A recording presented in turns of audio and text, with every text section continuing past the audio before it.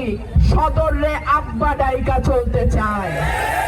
এমন ভোটার যেখানকার মোরগ আসলি মোরগ একটা আরেকটারে শেষ না করা পর্যন্ত থামে না।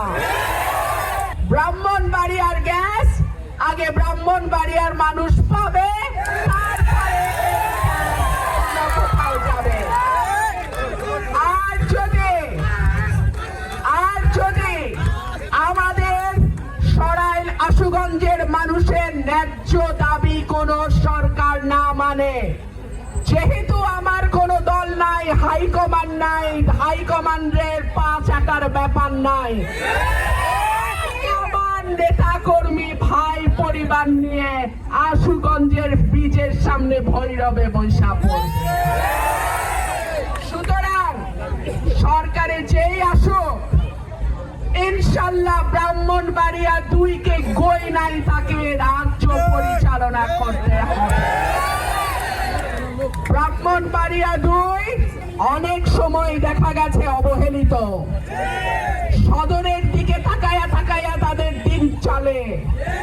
এখনো মাঠে কোন প্রার্থী সদরে আব্বা ডাইকা চলতে চায়। সরাইল আশুগঞ্জের মানুষের অভিভাবক কাউরে আব্বা ডাকবেন না।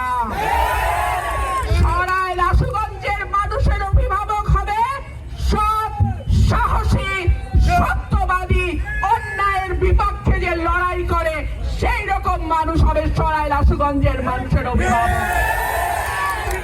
শেখ হাসিনার সময় মেয়র জাহাঙ্গীরের লুঙ্গির তলে থাকতো, শেখ হাসিনার গুণ গাইতো, এখনো বলে শেখ হাসিনা উন্নয়ন করে গেছে, তারেক রহমান তার ধারাবাহিকতায় করবে।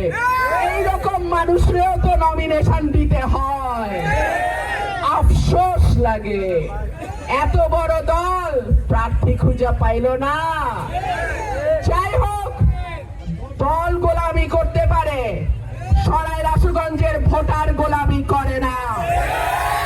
সরাইল আশুগঞ্জের ভোটার এমন ভোটার যেখানকার মোরগ আসলি মোরগ একটা আরেকটারে শেষ না করা পর্যন্ত থামে না। আমরা লড়াই করা যাক, আমরা অন্যায়ের বিরুদ্ধে প্রতিবাদ করা যাক, আমরা মাথা নিচু করে চলি না।